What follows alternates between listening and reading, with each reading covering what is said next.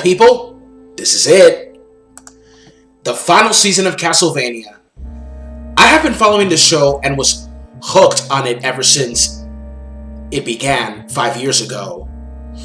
I remember the trailer, watching the first season being loosely based on Dracula's curse, then the second season, which had an epic theme that every fan of Castlevania loves, the third season, which people had mixed feelings about, and now this ending was honestly satisfying and totally epic. Although it's sad that it only lasted 4 seasons, I'm totally satisfied with how the series went. This is exactly how you adapt a video game. Introduce new characters, yes, but also stay faithful to the history and lore of the game series. And also, just yesterday, I read in an article that the animators of the show are making a Legend of Zelda anime for Netflix, and I hope that they don't screw up. So, with all that said and done, let's review the final season of Castlevania. There will be spoilers, you've been warned. Trevor and Sypha continue roaming the lands of Wallachia battling night creatures, but the more they fight, the more weary they get. They cross paths with a fighter named Samphire, who is of a suspicious mind. Meanwhile, Alucard receives a message that requires his assistance with fighting the night creatures. Hector continues to be prisoner to Carmilla and Lenore to make night creatures for them. As for Isaac, he is ready for battle against Carmilla as retribution for betraying Dracula. Well, for a final season, this one was knocked out of the park. I like how it all went back to the beginning where Season 1 started. Some familiar creatures made their appearance in this one, which was awesome and enjoyable. Any Castlevania fan will recognize so many of these creatures. Now, we all know that Alucard's sword can also move on its own. That is a reference to the sword familiar relic from Symphony of the Night, my second favorite Castlevania after Super Castlevania 4. But seeing him with his shield from Symphony of the Night, OMG. I was so damn happy to see it! Woo! And some of his moves as well. I ain't saying.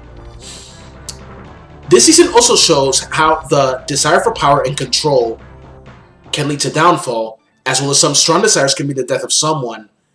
Not to forget that, although you can fight well, sometimes you need a more experienced hand in helping you fight off certain things. Now, Carmilla's fighting scene was just epic and awesome. I am glad she did not use that shape from the games, which means it was more badass and quite realistic. I kind of like the character of Samphire in some way. She was like so eager to fight the night creatures and rebuild her hometown of Targoviste, even if it seemed like a dream. The story of Samphire proves in many ways how can someone so traumatized by catastrophe can end up losing their sanity, and that's very sad. Yeah, because trauma can, mess up your head and your mind and your heart, So, in my honest opinion, Tox Olan Gudoye did a fantastic job voicing her.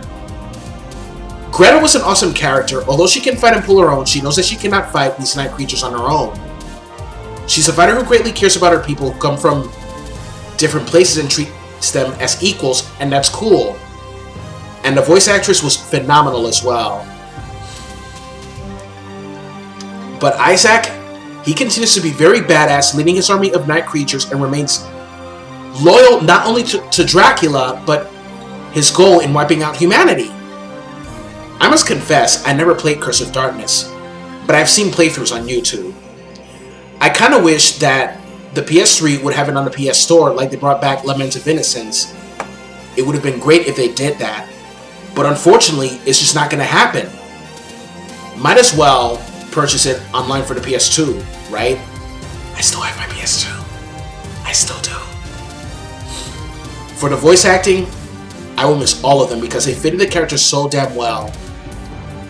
Graham McTavish was a perfect Dracula with such a commanding voice and a strong sense of authority. Now, Malcolm McDowell was fantastic as that iconic character of the game. I ain't saying who it is, but OMG, you gotta watch it this season. Seriously. And finally, to end the season, I am proud to have reviewed every season of this series since the show began. I am proud that Adi Shankar was the showrunner of the series, and I am proud that he made it so R-rated as Warren Ellis did an awesome job with writing every episode and give the show the respect and love it so rightfully deserves. He didn't play the games, but he captured the lore in the most phenomenal way, even if he took some liberties with it. But this is going to be his last project because there are certain things about him that I will not mention. You're going to have to find out for yourself. It's probably his last project, you know. Okay, so my final score for the final season of Castlevania is a 9 out of 10. That is all, everyone.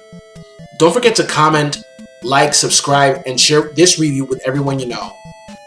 Thanks for watching. I'm John of Video Games in the World. Stay safe, and have a good one, gamers.